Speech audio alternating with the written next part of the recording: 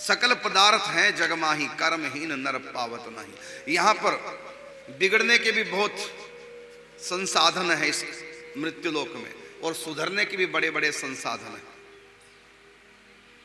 ना तो भगवान किसी को कहेंगे गीता पढ़, ना कहेंगे गीता क्यों पढ़ रहा है, तुम्हारी इच्छा है। कर्मण्येवाधिकार अस्ते मां फलेषु कदाचन, तुम्हारा कर्म करने में अधिकार है और तुम स्वतंत्र हो कर्म करने में। पुण्य करो चाहे पाप करो, लेकिन कर्म करने की शक्ति दूंगा मैं, क्योंकि मेरे बिना पत्ता तक नहीं हिल सकता। पापी पाप नहीं कर सकता, पुण्यात्मा पुण्य नहीं कर सकता। शक्ति मैं ही दूंगा।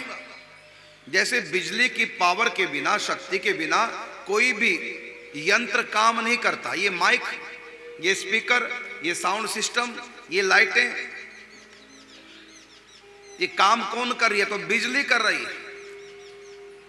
लेकिन जैसा यंत्र है ना, वैसे ही बिजली काम करने लग जाती है। अब माइक में प्रकाश नहीं देगी, वो माइक में आवाज कैप्चर करेगी। और जो लाइटें जल रही हैं, बिजली ने यहां क्या किया, यहां प्रकाश दिया, और माइक में लाइट नहीं निकलती, यहां अलग सिस्टम है। तो जैसा जैसा यंत्र है वैसी वैसी बिजली वहां काम करने लग जाती है। तो भगवान भी बिजली की तरह एक पावर है। तो पाप पुण्य की जिम्मेदारी भगवान की नहीं, भगवान की पावर के बिना पत्ता तक नहीं हिलता। तो फिर हम पाप करें, हम नरक में क्यों जाए? तो भगवान करा रहे हैं। तो खबरदार जो ऐसा बोला था, भगवान ही पाप पुण्य कराते हैं। कर्मण्येवाधिकारस्ते, तुम आजाद हो। भगवान ने कर्म करने की शक्ति दी है।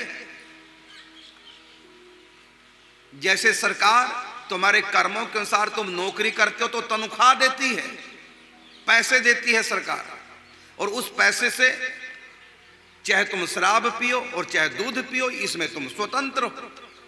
लेकिन यदि सरकार पैसा ना दे तो भूखे मर जाओगे। तो सरकार जैसे पैसा देती है, पैसे के बिना हम कुछ नहीं कर पाएंगे। इसी प्रकार भगवान की पावर के बिना हम कुछ नहीं कर सकते। लेकिन उस पावर को प्राप्त करके हम अच्छा या बुरा कर रहे हैं, उसके जिम्मेदार हम स्वयं हैं, भगवान नहीं। कई लोग कहते हैं कि भगवान की इच्छा के बिना पत्ता तक नहीं हिलता। तो हमने पाप किया, शराब पी, ये भी भगवान की इच्छा, तो फिर हम नरक क्यों जाए, नरक जाए भगवान? इसका उत्तर है कि भगवान ने नहीं कहा तू शराब पी,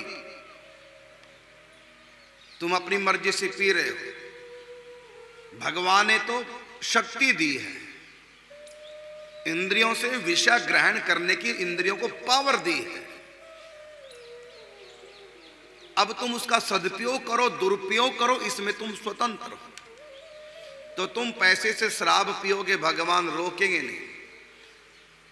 और तुम उस पैसे से मंदिर बनाओ तो भगवान ये नहीं कहेंगे मेरा मंदिर बना, तुम्हारी इच्छा।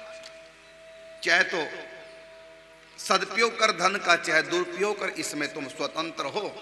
लेकिन क्रिया करने में तुम परतंत्र हो। मेरी इच्छा के बिना तुम कुछ नहीं कर सकते। तुम शराब पीने की इच्छा करोगे, मैं शराब पिलवा दूंगा, पिलवाऊंगा मैं ही। तुम ठेके पे जाने के लिए सोचोगे, ठीक है मैं ही पहुंचाऊंगा ठेके पर, लेकिन जिम्मेदारी तुम्हारी।